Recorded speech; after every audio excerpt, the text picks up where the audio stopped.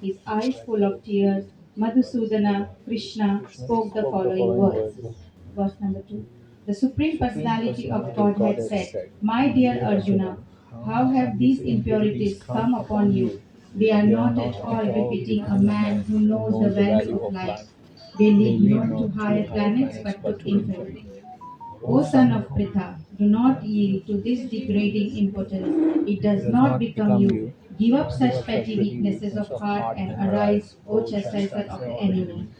Arjuna said, O killer of enemies, O killer of Madhu, how can I counteract with arrows in the battle men like Bhishma and Drona who are worthy of my worship? It would be better to live in this world by begging than to live at the cost of the lives of great souls who are my teachers. Even though desiring worldly gain, they are superior. If they are killed, everything we enjoy will be tainted with blood. Nor do we know which is better, conquering them or being conquered by them. If we kill the sons of Dhritarashtra, we should not care to live, yet they are now standing before us on the battlefield. Now I am confused about my duty and have lost all composure because of my miserly weakness. In this condition, I am asking you to tell me for certain what is best for me. Now I am your soul, a disciple, a soul surrendered unto you. Please instruct me. I can find no means to drive away this grief which is drying up my senses. I will not be able to dispel it even if I win a prosperous, unrivaled kingdom on the earth with sovereignty like the demigods in heaven. Sanjaya said, having spoken thus, Arjuna, chastiser of enemies, told Krishna, Govinda, I shall not fight, and fell silent. O descendant of Bharata, at that time Krishna, smiling in the midst of both the armies, spoke the following words to the grief-stricken Arjuna. The Supreme Personality of Godhead said, while speaking learned words, you are mourning for what is not worthy of grief. Those who are wise lament neither for the living nor for the dead. Never there was a time when I did not exist, nor you, nor all these things, nor in future shall any of us cease to be. As the embodied soul continuously passes in this body from boyhood to youth to old age, the soul similarly passes into another body at death. A sober person is not bewildered by such a change. O son of Kunti, the non-permanent appearance of happiness and distress, and their disappearance in due course is like appearance and disappearance of and summer season. They rise from self-perception. O scion of Bharata, one must learn to tolerate them without being disturbed. O best among men, Arjuna, the person who is not disturbed by happiness and distress and is steady in both is certainly eligible for liberation. Those who are seers of the truth have concluded that of the non-existent, the material body, there is no endurance, and of the eternal, the soul, there is no change. Thus they have concluded by studying the nature of both. That which pervades the entire body you should know to be indestructible. No one is able to destroy that imperishable soul. The material body of the indestructible, immeasurable, and eternal living entity is sure to come to an end. Therefore, fight, O descendant of Bharata. Neither he thinks the living entity the slayer, nor he thinks its slain is in knowledge. For the self slays not, nor is slain. For the soul there is neither birth nor death at any time. He has not come into being, does not come into being, and will not come into being. He is unborn, eternal, ever existing, and primeval. He is not slain when the body is slain. O Partha, how can a person who knows that the soul is indestructible, eternal, unborn, and immutable kill anyone or cause anyone to kill? As a person puts on new garments, giving up the old ones, the soul similarly accepts new material bodies, giving up the old and useless ones. The soul can never be cut into pieces by any weapon, nor burned by fire, nor moistened by the water, nor withered by the wind. The individual soul is unbreakable and insoluble and can be neither burnt nor dried.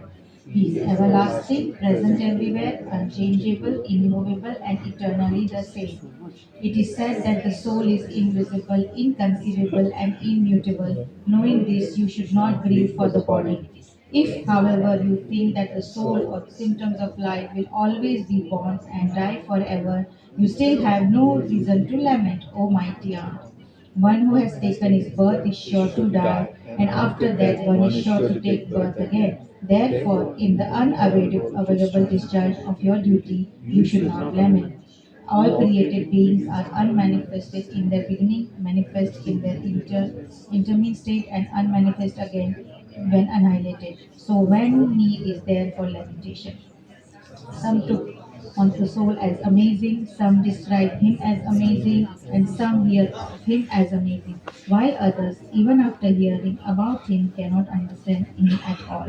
O descendant of Bharata, he who dwells in the body can never be slain. Therefore, you need not grieve for any living being.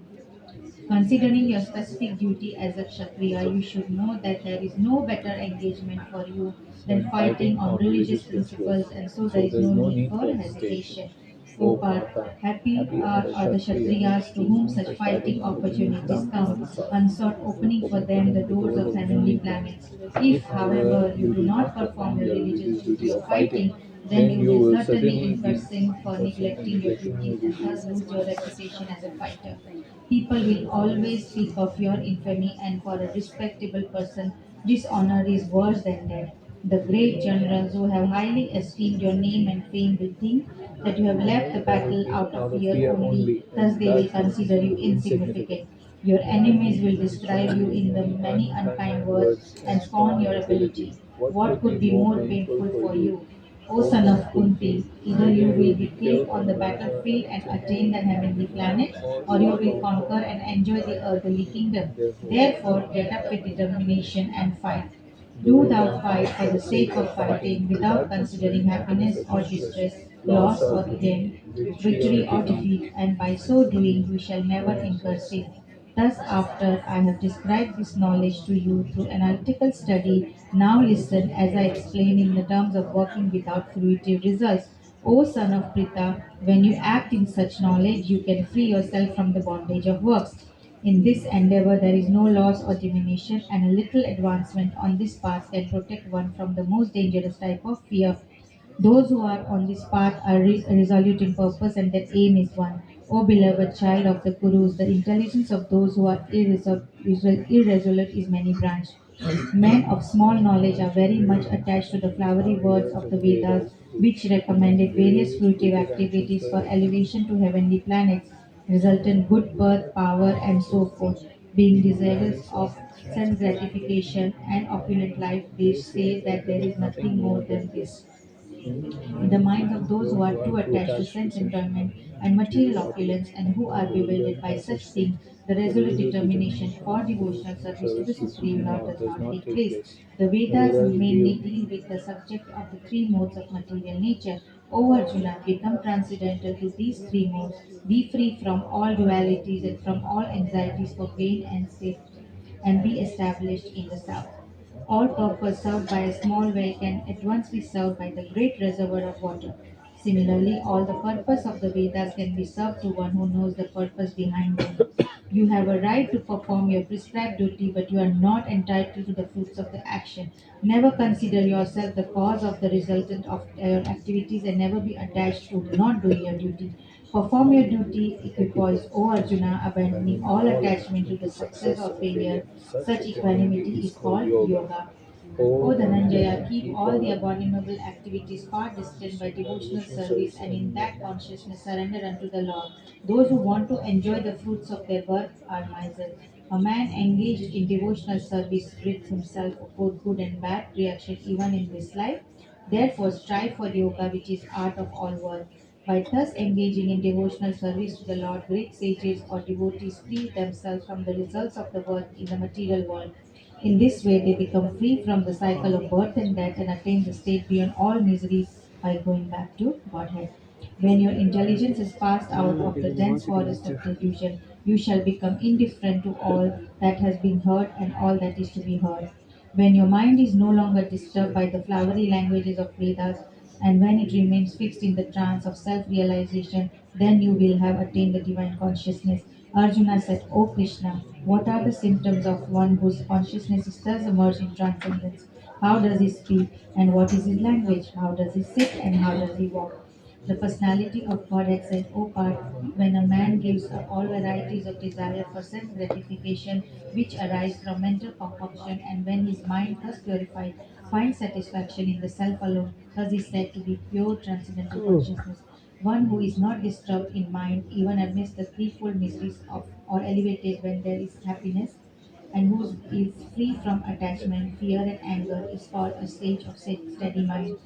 In the material world, one who is unaffected by whatever good or evil he may obtain, neither praising it nor despising it, firmly fixed in perfect knowledge, one who is able to withdraw his senses from sense objects as a tortoise draws its limbs within the shell, is firmly fixed in perfect consciousness.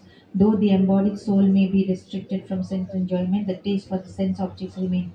But seizing such engagement by experiencing a higher taste, he is fixed in consciousness. The senses are so strong and impetuous, O Arjuna, that they forcibly carry away the mind even of a man of discrimination who is endeavoring to control them. Senses keeping them under full control and fixes his consciousness upon me is known as a man of steady intelligence. While contemplating the objects of the senses, a person develops attachment for them, and from such attachment, lust develops, and from lust, anger arises. From anger, complete delusion arises, and from delusion, bewilderment of memory. When memory is bewildered, intelligence is lost, and when intelligence is lost, one falls down into the material pool. But a person free from all attachments and aversion are able to control his senses through regulative principles of freedom and can obtain the complex mercy of complete mercy of the Lord. For one thus satisfied in Krishna consciousness, the threefold miseries of material existence exist no longer. In such satisfied consciousness, one's intelligence is soon well established. One who is not connected with the Supreme in Krishna consciousness can have neither transcendental intelligence nor a steady mind, without which there is no possibility of peace. And how can there be any happiness without peace? As a strong wind sweeps away a boat on the water, even one of the roaming senses on which the mind focuses can carry away a man's intelligence. Therefore, O mighty aunt, one whose senses are restrained from their objects is certainly of steady intelligence. What is a night for all beings is the time of awakening for self-control, and the time of awakening for all beings is night for introspective sage. A person who is not disturbed by the insane flow of desires that enter like rivers into the ocean, which is ever being filled but is always still, can alone achieve peace, and not the man who strives to satisfy such desires. A person who has given up all desires for sense gratification, who lives free from desires, who have given up all senses of proprietorship, and is devoid of false ego, he alone can obtain that real peace.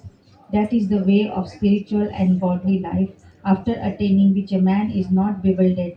If one is thus situated, even at the hour of death, one can enter into the kingdom of God. Hare Krishna. Hare Krishna. Hare Krishna. Hare Krishna. So now we shall recite the chapter 8. If possible, please try to recite along, because just as we did the yagya before, right? We did the yagya where we offered the sesame seeds. So this is also a yagya where you offer your speech, your mind, and your heart. Yes. So please consider this also to be a yagya.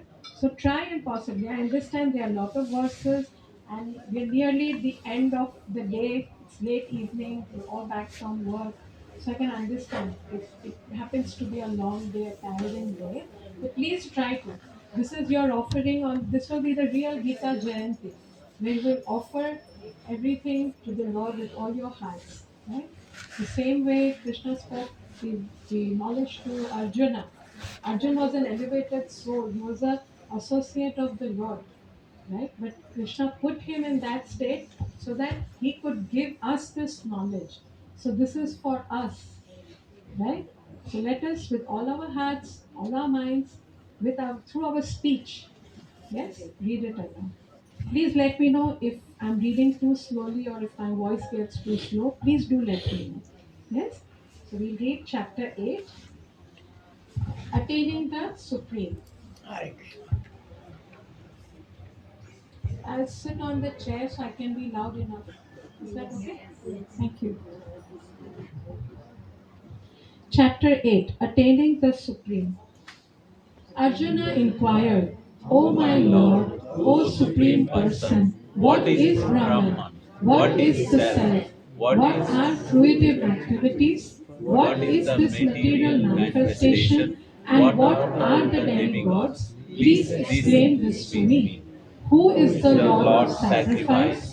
And how does he live in the body? O Madhusudana, and how can those engaged in devotional service know you at the time of death? The Supreme Personality of Godhead said, the indestructible, transcendental, living entity is called Brahman, and his eternal nature is called Adhyatma, the Self. Action pertaining to the development of the material bodies of the living entities is called karma or fruitive activities. O best of the embodied beings, the physical nature, which is constantly changing, is called adhibhuta, the material manifestation. The universal form of the Lord, which includes all the demigods, like those of the sun and moon, is called Adhidaiva. And I, the Supreme Lord, represented as the Super Soul in the heart of every embodied being, am called Adhiyagna, the Lord of Sacrifice. And whoever at the end of his life quits his body, remembering me alone at once, attains my nature, of this there is no doubt. Whatever state of being one remembers when he quits his body, O son of Kunti, this state he will attain without fail. Therefore, Arjuna, you should always think of me in the form of Krishna and at the same time carry out your prescribed duty of fighting. With your activities dedicated to me and your mind and intelligence fixed on me, you will attain me without doubt. He who meditates on me as the Supreme Personality of Godhead, his mind constantly engaged in remembering me, undeviated from the path, he, O Partha, is sure to reach me. One should meditate upon the Supreme Person as the one who knows everything, as he who is the oldest, who is the controller, who is smaller than the smallest, who is the maintainer of everything, who is beyond all material conception, who is inconceivable, and who is always a person. He is luminous like the sun, and he is transcendental beyond this material nature. One who at the time of death fixes his life air between the eyebrows and by the strength of yoga with an undeviating mind engages himself in remembering the Supreme Lord in full devotion will certainly attain to the Supreme Personality of Godhead. Persons who are learned in the Vedas, who utter Omkara, and who are great sages in the renounced order, enter into Brahman. Desiring such perfection, one practices celibacy. I shall now briefly explain to you this process by which one may attain salvation. The yogic situation is that of detachment from all sensual engagements, closing all the doors of the senses and fixing the mind on the heart and the life air at the top of the head. One establishes himself in yoga. After being situated in this yoga practice and vibrating the sacred syllable Om, the supreme combination of letters, if one thinks of the Supreme Personality of Godhead and quits his body, he will certainly reach the spiritual planets. For one who always remembers me without deviation, I am easy to obtain. O son of Pritha, because of his constant engagement in devotional service. After attaining me, the great souls, who are yogis in devotion, never return to this temporary world, which is full of miseries, because they have attained the highest perfection. from the highest planet in the material world down to the lowest, all are places of misery, wherein repeated birth and death take place. But one who attains to my abode, O son of Kunti, never takes birth again. By human calculation, 1,000 ages taken together form the duration of Brahma's one day, and such also is the duration of his night. At the beginning of Brahma's day, all living entities become manifest from the unmanifest state, and thereafter, when the night falls, they are merged into the unmanifest again. Again and again, when Brahma's day arrives, all the living entities come into being, and with the arrival of Brahma's night, they are helplessly annihilated. Yet there is another unmanifest nature which is eternal and is transcendental to this manifested and unmanifested matter. It is supreme and is never annihilated. When all in this world is annihilated, that part remains as it is. That which the Vedantists describe as unmanifested and infallible, that which is known as the supreme destination, that place from which, having attained it, one never returns, that is my supreme abode. The Supreme Personality of Godhead, who is greater than all, is attainable by unalloyed devotion. Although He is present in His abode, He is all-pervading, and everything is situated within Him. O best of the Bharatas, I shall now explain to you the different times at which, passing away from this world, the yogi does or does not come back. Those who know the Supreme Brahman attain that Supreme by passing away from the world during the influence of the fiery god in the night at an auspicious moment of the day during the fortnight of the waxing moon or during the 6 months when the sun travels in the north. The mystic who passes away from this world during the smoke, the night, the fortnight of the waning moon, or the 6 months when the sun passes through the south, reaches the moon planet but again comes back. According to Vedic opinion, there are two ways of passing from this world, one in light and one in darkness. When one passes in light, he does not come back. But when one passes in darkness, he returns. Although the devotees know these two paths, O Arjuna, they are never bewildered. Therefore, be always fixed in devotion. A person who accepts the path of devotional service is not bereft of the results derived from studying the Vedas, performing the sacrifices, undergoing austerities, giving charity, or pursuing philosophical and fruitive activities. Simply by performing devotional service, he attains all this, and at the end, he reaches the supreme eternal abode. Hare Krishna, Hare Krishna, Krishna Krishna, Hare Hare, Hare Rama, Rama Rama, Hare Hare.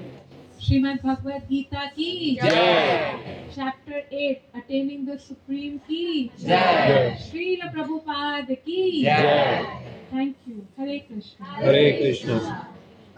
So now chapter 9 will be recited by Her Grace Sri Radhika Mataji. Let us welcome her with a big Hari Bol. Haribo!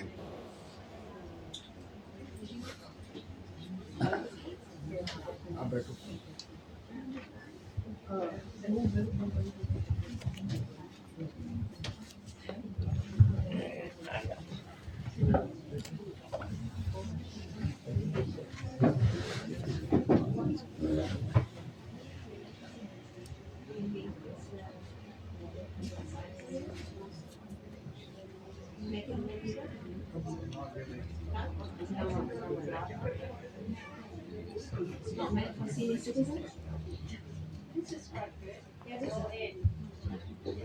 Everybody is able to read. Yeah. Oh, Have that as a backup.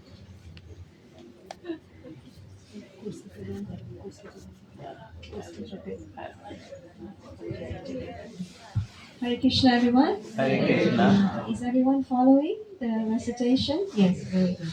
So now we will read from chapter 9 of the Bhagavad Gita, which is entitled The Most Confidential Knowledge. The Supreme Personality of Godhead said, my dear Arjuna, because you are never envious of me, I shall impart to you the most confidential knowledge and realization, knowing which you shall be relieved of the miseries of material existence. This knowledge is the king of education, the most secret of all secrets. It is the purest knowledge, and because it gives direct perception of the self by realization, it is the perfection of religion. It is everlasting, and it is joyfully performed. Those who are not faithful in this devotional service cannot attain me, O conqueror of enemies. Therefore, they return to the path of birth and death in this material world. By me, in my unmanifested form, this entire universe is pervaded. All beings are in me, but I am not in them. And yet, everything that is created does not rest in me.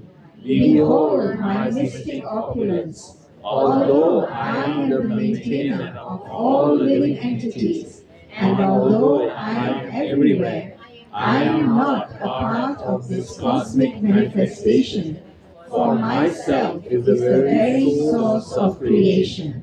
Understand that as the mighty wind blowing everywhere rests always in the sky, all created beings rest in me. O son of Kunti, at the end of the millennium, all material manifestations enter into my nature, and at the beginning of another millennium, by my potency, I create them again. The whole cosmic order is under me, under my will. It is automatically manifested again and again, and under my will, it is annihilated at the end. O Dhananjaya, all this work cannot bind me. I am ever detached from all these material activities, seated as though neutral. This material nature, which is one of my energies, is working under my direction, O son of Kunti, producing all moving and non-moving beings. Under its rule, this manifestation is created and annihilated again and again. Fools deride me when I descend in the human form. They do not know my transcendental nature as the Supreme Lord of all that be. Those who are thus bewildered are attracted by demonic and atheistic views. In that deluded condition, their hopes for liberation, their fruitive activities, and their culture of knowledge are all defeated. O son of Pita, those who are not deluded, the great souls, are under the protection of the divine nature. They are fully engaged in devotional service because they know me as the Supreme Personality of Godhead, original and inexhaustible. Always chanting my glories, endeavoring with great determination, bowing down before me, these great souls perpetually worship me with devotion. Others who engage in sacrifice by the cultivation of knowledge worship the Supreme Lord as the one without a second, as diverse in many and in the universal form. but it is I who am the ritual, I the sacrifice, the offering to the ancestors, the healing herb, the transcendental chant. I am the butter and the fire and the offering. I am the father of this universe, the mother, the support, and the grandsire.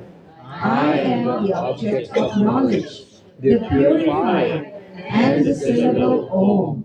I am also the Rig, the Sama, and the Yajurvedas. I am the goal, the sustainer, the master, the witness, the abode, the refuge, and the most dear friend. I am the creation and the annihilation, the basis of everything, the resting place, and the eternal seed. O Arjuna, I give heat, and I withhold and send forth the rain. I am immortality, and I am also death personified. Both spirit and matter are in me. Those who study the Vedas and drink the Soma juice, seeking the heavenly planets, worship me indirectly. Purified of sinful reactions, they take birth on the pious heavenly planet of Indra, where they enjoy bodily delights. When they have thus enjoyed vast heavenly sense pleasure, and the results of their pious activities are exhausted, they return to this mortal planet again.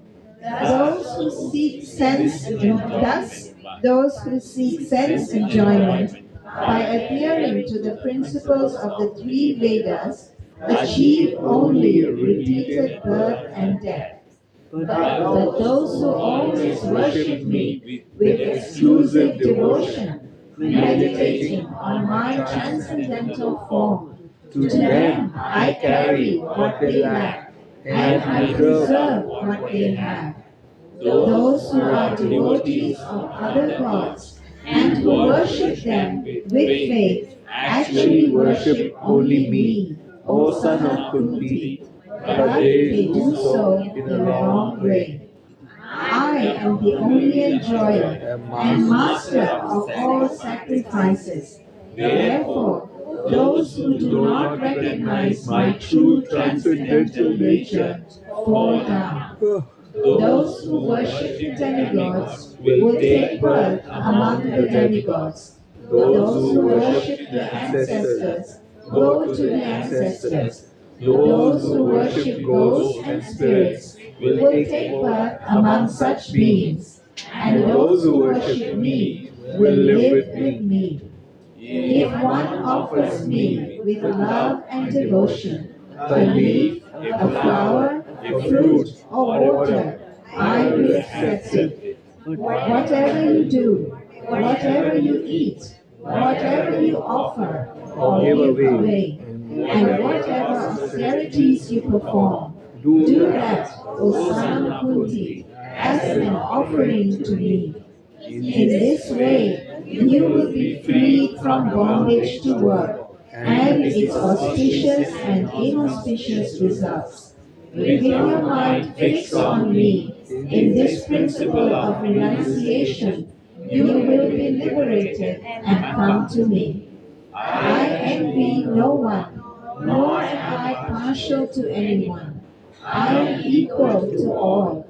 But whoever renders service unto me in devotion is a friend, is in me, and I am also a friend to him. Even if one commits the most abominable action, if he is engaged in devotional service, he is to be considered saintly because he is properly situated in his determination. He quickly becomes righteous and attains lasting peace. O son of Kunti, declare it boldly that my devotee never perishes. O son of Pita, those who take shelter in me, though they be of lower birth, women, Vaishyas or merchants, and Shudras or workers can attain the supreme destination. How much more this is so of the righteous Brahmanas, the devotees, and the saintly kings. Therefore, having come to this temporary miserable world, engage in loving service unto me. Engage your mind always in thinking of me. Become my devotee. Offer obeisances to me and worship me. Being completely absorbed in me, surely you will come to me. Jai Srimad Bhagavad Gita ki. Jai. Hare Krishna. So as we read together in chapter 9, Krishna tells us that everything in existence is Him. And any action that we do, even the fire sacrifice that we performed just now, He is from the beginning to the end. It is all Him.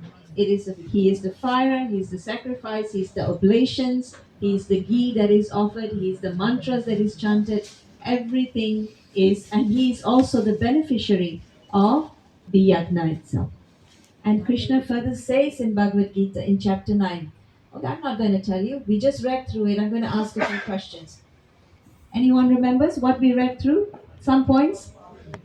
What struck you from chapter 9? We just read through it. Yes, Vishwa Prabhu. Always be surrendered to Lord Krishna and his and other who are worshipping other demigods. Ultimately, they are worshipping Lord Krishna, but in a wrong way. Yes. Krishna says, Why do we go in the wrong? Can't hear them. okay, Vishwa Prabhu said one of the things that we read just now. Krishna says that he is the supreme, and everyone should worship him. And one who worships the demigods is indirectly worshipping him, but they're doing it in the wrong way. So Prabhuji is asking, what does it mean? Why is it the wrong way? Because Krishna says that one who he wants us to worship him directly. He gives the analogy, Prabhupada gives the analogy of a government where the head of the government is either the king or the prime minister, right? And then there are different departments, and each department there is a person in charge of each department. So if we how do you say, juxtapose this onto the spiritual organizational chart, if you like. Okay, so the supreme person, or the king or the prime minister, is Lord Krishna.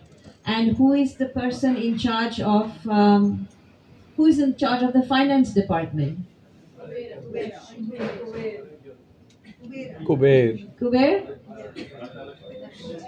Lakshmi Devi. Lakshmi Devi. Kubera is a treasurer, okay, Lakshmi Devi. So it's similarly, there's a deity for each one, okay. For example, we pray to Ganesha for removing obstacles. For removing obstacles. Yes, we pray to him first before we start anything. But does anyone know what Lord Ganesha carries on his head? Does anyone know? Mataji? Lotus feet of Lord Krishna. Sorry? Lotus feet of Lord Krishna. Yes, specifically lotus feet of Nrsimhadev. Yes, Lord Ganesha carries the lotus feet of Lord Krishna, specifically the lotus feet of Lord Nrsimhadev on his head. And he prays to Lord Nrsimhadev for the power to be able to remove the obstacles. So everyone like this, everybody is empowered. All the demigods are empowered by Krishna to perform a particular function. But Krishna says, like, if you want to get something done, is it better to go to the person in charge of the department, or is it better to go to the prime minister or the king? Where is it guaranteed that your work will get done? Hare Krishna? Jeev Jago? Hare Krishna, where is it better to go? Prime Minister, right? The king or the prime minister. If you go there, then your work is done. You don't need to go to individual departments to get, to ask for different things. If you go to the king or to the prime minister, you ask him, if you have direct connection with him, then all your work gets done. So that's why Krishna says those who worship the demigods, they are indirectly worshipping him because the empowerment comes from Krishna. The demigods, whatever they're able to grant, that empowerment comes from Krishna. It has to be sanctioned by Krishna, before the demigods can give it to us.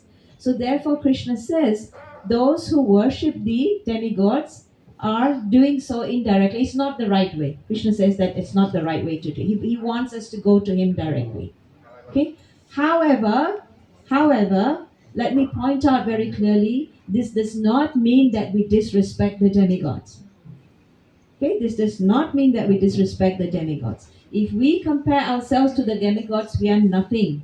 We are a small monkey. What do you call? Fly. Monkey. We are a small fly. That's it. Okay?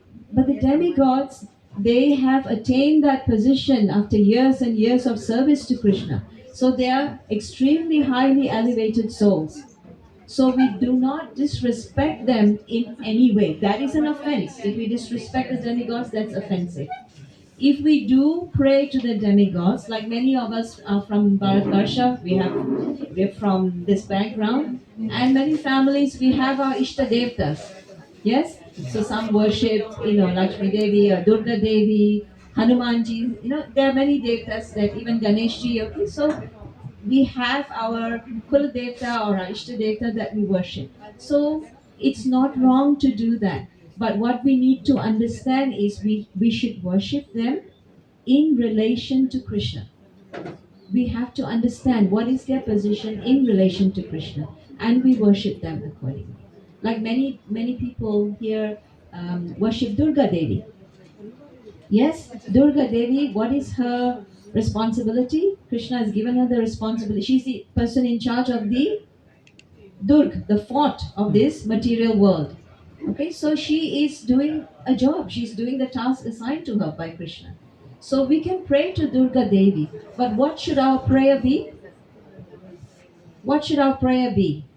Most of the time we pray to Durga Devi, the prayer is, please relieve me from all sufferings, take away all my sufferings, and give me as much Lakshmi as possible.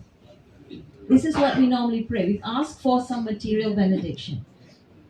That is not the right way to worship Durga Devi. If we worship her, what should our prayer be? What do you think our prayer should be? Anyone else besides Vishwa Prabhu? Give me power to worship Krishna. Very nice, thank you. Give us the power to worship Krishna. Okay, that's nice. What else? Yes, Rijuji. Protect my soul, which is a fourth, Ah, and then take me towards Krishna. okay, protect my soul and take me towards the lotus feet of Krishna. Very nice. What else? Durga Devi is in charge of what? Huh? She's in charge of the material world, right? How many of us are planning to spend eternity here in the material world? Anyone? No? Do we want to get out of this material world? Yes. Yes or no? We want Yes. to go out of this bautik sansar? Yes? Yes. So what do you think we can pray to Durga Devi? Grant us moksha through Krishna. Moksha only Krishna can give. Through Krishna. Yeah. Tamanna ji? Grant us bhakti. Grant us bhakti, yes, devotion to Krishna, nice. But if we worship the Durga Devi, we can worship her with the mood that, please help us to get out of the cycle of samsara. Please help us to cultivate bhakti to Lord Krishna so that eventually we can get out of this cycle of birth and death. Why eventually? Not eventually, I take my words back. Pray that this will be our last birth in this material world. Yeah? Pray that this will be our last birth. No more this chakar of 8.4 million species of life. We pray that we can do so much devotional service and bhakti that this will be our last life, our last birth in this material world. Moksha. Moksha के बाद क्या होता है? So first, everyone is clear how we should pray to Durga Devi. Even any of the demigods, we can pray to them. Like I said, we don't disrespect them, but we have to know how to pray to them in connection to Krishna, in relation to Krishna. Yes. Yeah. So I don't need to pray to them. No, you don't. It's just that, yeah. Yes. Situation. Yes. The Bhagavad Gita clearly tells us that Krishna is like the root of the tree. When we want a plant to grow, do we pour water on the leaves and the fruits and the flowers? Where do we pour the water? On the On root. the root. And what happens when we pour water on the root? What happens to the rest of the plant? Becomes stronger. Yes, the entire plant becomes nourished. There's no need to separately water the plant. So Krishna is like the root. He is the root, not like the root. He is the root of all existence. So serving him, engaging in devotional service, cultivating bhakti towards him means that automatically all the demigods also will be satisfied. Yes? Yes. Is that okay? Yes. Everyone? Yes. So we have been reading this 3 chapters of the Bhagavad Gita, but has anyone here read the Gita Mahatmya? Anyone here know? Everyone knows there's such a thing as Gita Mahatmya? Yes. Anyone here read the Gita Mahatmya? Yeah. Okay, so it's a good idea. First of all, today is Gita Jayanti. If you have not read the Bhagavad Gita, please take a sankalpa today to start reading. And before you start reading the Bhagavad Gita, first read the Gita Mahatmya. Because that tells us what is the benefit, what do we get, how do we stand to gain by reading the Bhagavad Gita. First of all, the Bhagavad Gita is non different from Krishna himself. Being in the presence of the Bhagavad Gita is as good as being in the presence of Krishna. Secondly, Bhagavad Gita frees us from all sin. All sinful reactions, we can become free just by reading and studying the Bhagavad Gita. Why is that? What is the root cause of sin? Anyone knows? Ignorance. Ignorance. Very nice, Mataji. Avidya. Avidya is the root cause of pap, of sinful actions. So when we study the Bhagavad Gita, we are getting rid of avidya. Okay, this is Shastra Gyan. Krishna's. This book is so special because its words have emanated from the lotus mouth of Krishna himself. So Krishna is teaching us. He is removing our avidya, our ignorance. So by reading and understanding the Bhagavad Gita, we get rid of avidya, which is the root cause of sinful reactions. Therefore, sinful reactions will gradually stop. Okay? Then there's no more karma, and then there's no more need to take another birth in this material world. Mataji, but here in few lines it is said that anything that you do, good or bad, anything that you eat, anything that you offer me, Mm. and I will, and then in context to the above line that he shared, he also said that if you come directly to me, I will keep you with me. Uh-huh. So, but the question is that when we are offering our sins also to him, because we are not that conscious that we know that we are doing the sin. Mm. Then how does this correlates with the avidya, and then God also saying that okay, offer this also to me. Krishna says, whatever we do that as an offering to him. Krishna says that. Okay, the question Rijuji asked is that earlier we read how Krishna says that everything we do, everything we give away, whatever we eat, whatever we offer, do it as an offering to him, Krishna says. So Mataji is asking about what about our sinful reactions? You said that we are offering that to him also. Actually, we don't offer our sinful reactions to him. We offer whatever activities we do, okay? And our activities are supposed to be based on dharma. So we're supposed to be doing dharmic activities. So whatever dharmic activities we perform, we do that as an offering to Krishna, remembering him. Any activity we do, we connect that to Krishna. Then it becomes devotional service. So Krishna says, do it as an offering to me. And as we keep doing that, as we keep doing this, we may still be committing sinful activities because none of us are pure, at least now. But the more we engage in devotional service, the more we offer to Krishna, the more we serve him, Krishna will purify us of that inclination for doing sinful activities. Krishna will purify us. Yes, so then that gradually we will stop doing that. We'll stop doing that because we now have what we call a higher taste. We have a taste for serving Krishna, and then everything else doesn't seem nice anymore, doesn't seem attractive anymore. Yeah.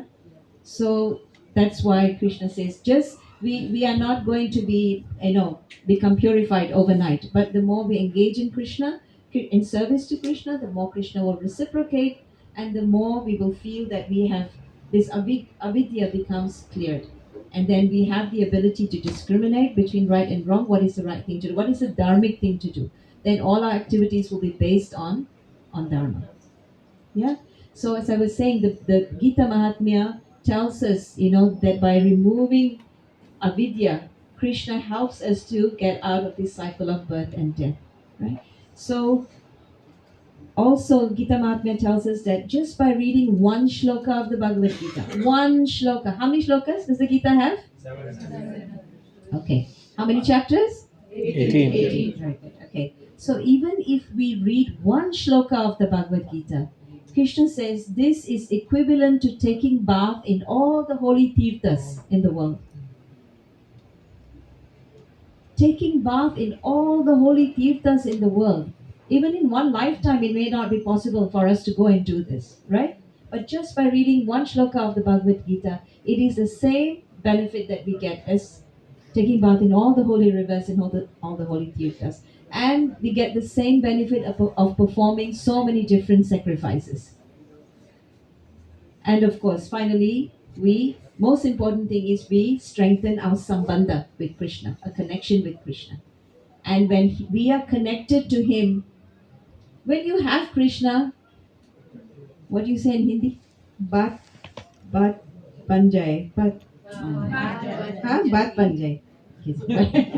When you have Krishna, you have everything, right? What do you need separately? There's nothing else to endeavor for, right? So this is what Krishna says. Again, the same analogy. Don't go to all the different demigods and all the different departments. Go directly to the Prime Minister.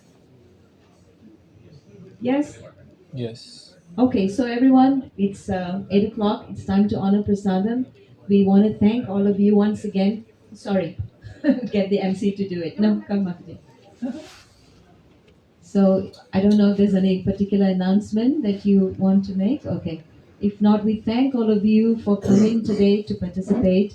Some of you came earlier for the yagna as well. It's very auspicious to participate in the yagna, to witness, to hear the chanting. We chanted all the shlokas from chapter 18.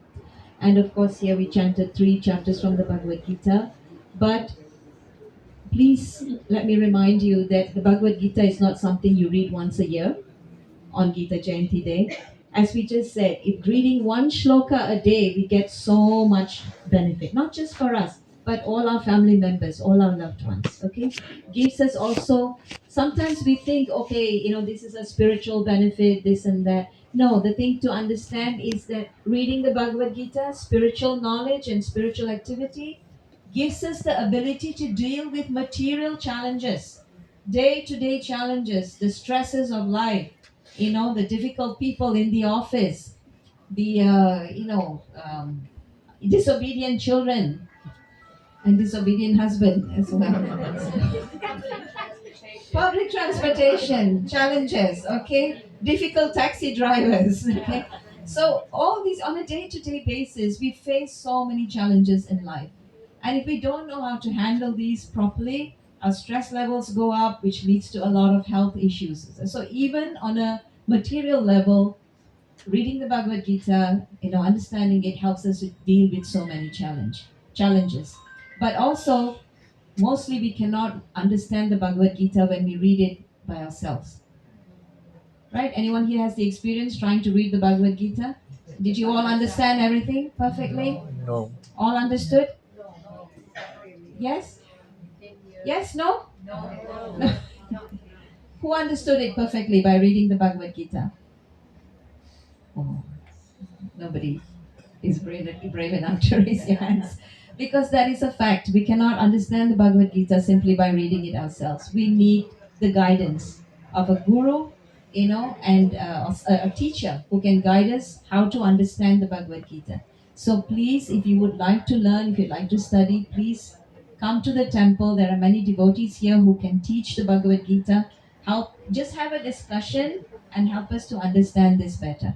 please make the effort. Today, Gita Jayanti, take the Sankalpa, please, to do it. Okay? 2025 is almost at an end already. Okay? And in just 4 weeks, the whole year will be gone. What are we waiting for? What else are we waiting for? You know, do you think that the people who were in the apartment buildings in Taipo thought that that would be the last day for them? You know, we pray for them, keep them in our prayers, but we also should remind ourselves life is so precarious. Anytime, any moment, anything can happen. Nobody has any guarantee or any contract that we will be here for a fixed number of years. So please, while we feel for them, while we pray for them, it's also a reminder for us. Okay, don't take things so lightly because time is passing for everyone, for each one of us. Okay, so whatever time we have left in this life, please use it wisely. Learn, study, get rid of the avidya, engage in devotional service to Krishna, come to ISKCON temple, engage in seva. Yeah. Attend our programs, learn, and engage in seva. Is that all right, everyone? Yes. Yes? Yes. Hare Krishna. Hare Krishna. Thank you, everyone. Hare Krishna. Sorry, one more thing.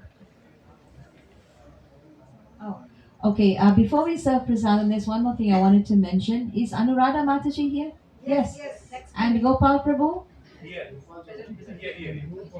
I can't see you. Gopal Prabhu, please come. So today, the Havan earlier today was actually sponsored. In fact, the Havan and everything is sponsored by Gopal Prabhu and Anuradha Mataji and their family.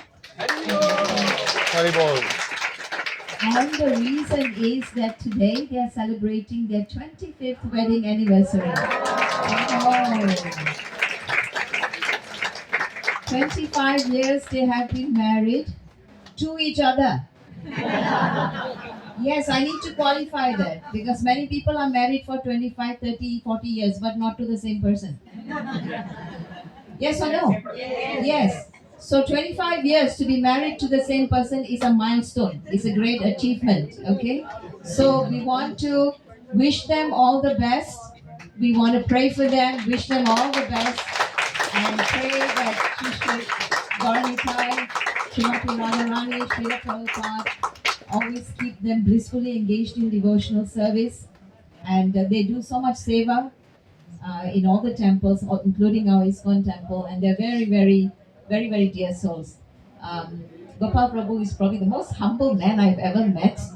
And Anuradha Mataji has, in my opinion, the most beautiful smile in all of Hong Kong. Yeah? Who agrees with me? Yeah. So if you're having a down day, if you're feeling depressed, just go and take a look at Anuradha Mataji and you'll be fine. So thank you so much. We wish you all the best, you and your family. Mummy, Papa have left? Yeah. Okay. Please thank them also on our behalf. So we will request everyone to please pray for them, bless them, and we will honor prasadam now. Prasadam is buffet style. Everyone needs to queue up, and then we will serve you on the plates. Okay? Yeah. So there's limited space there. So please, with the queue, let one row go first. Take the prasadam. You can sit on the other side, and the rest of us can take the queue up later, take prasadam, and come back to the temple room to stay here, to honor prasadam here. Thank you once again, everyone. Gita Jayanti ki jai. Mokshada Ekadasi ki Shri Shri Gauranitai ki Srila Prabhupada ki Gaura Premanande. Hare Krishna.